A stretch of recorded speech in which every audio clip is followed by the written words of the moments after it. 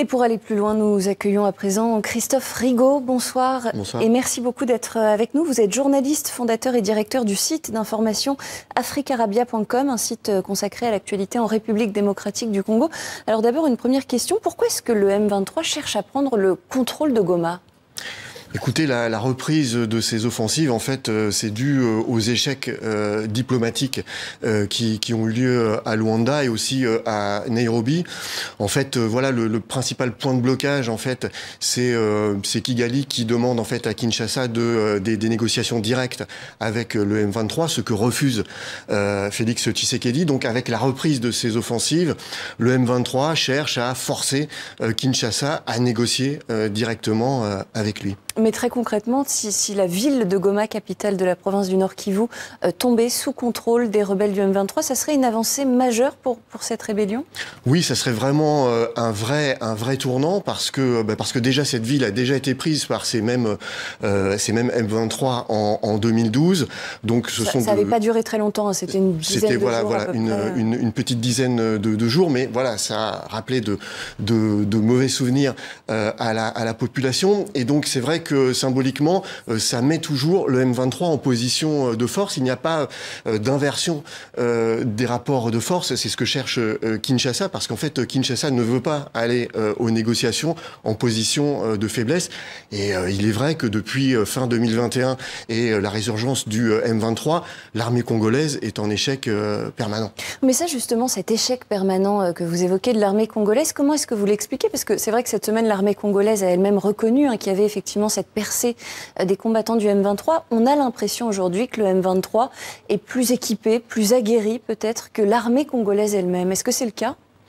Écoutez, oui, je pense que l'aide, le soutien du Rwanda qui a été documenté par les Nations Unies et qui dit qu'il y a entre 3 et 4 000 soldats rwandais donc aux côtés du M23, je pense que évidemment ça pèse dans la balance.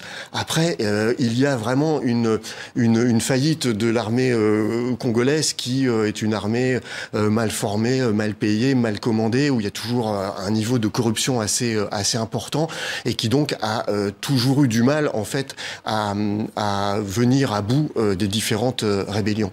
Très concrètement, au niveau politique, qu'est-ce qui a été fait depuis fin 2012, ce moment où effectivement le M23 avait pris le contrôle brièvement pendant une courte période de la ville de Goma? Qu'est-ce qui a été fait par les responsables politiques congolais pour essayer de neutraliser ce groupe armé ? Alors politiquement, en fait, justement, il ne s'est rien passé.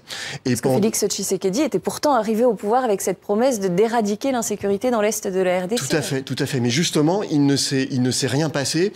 Voilà, il y a eu des négociations secrètes entre le M23 et puis Félix Tshisekedi, mais cela n'a pas abouti. Ensuite, Félix Tshisekedi a essayé de renouer des relations avec le Rwanda, et là, ça a encore échoué. Donc, en fait, politiquement, il ne s'est rien passé.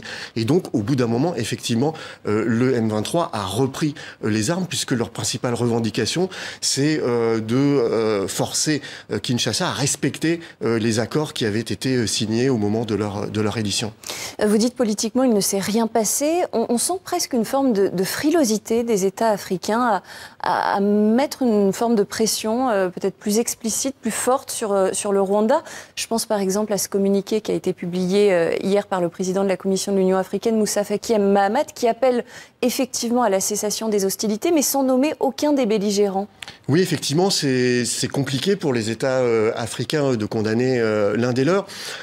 Mais c'est vrai que de toute façon, on voit qu'il n'y a pas de solution militaire à ce conflit. Pas de solution militaire, mais la solution diplomatique ne fonctionne pas non plus. Alors qu'est-ce qui pourrait fonctionner?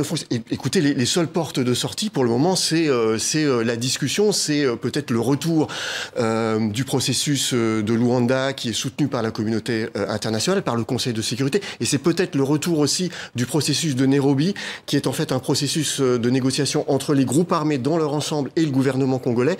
Le M23 avait été exclu de ces négociations de Nairobi. Il pourrait réintégrer ce processus. Ça peut être relancé notamment par l'Union africaine dans les prochains jours. Et donc c'est ce qu'on suivra avec attention. Merci beaucoup Christophe Rigaud, journaliste et fondateur du site d'information africarabia.com. Merci beaucoup pour votre éclairage et vos précisions.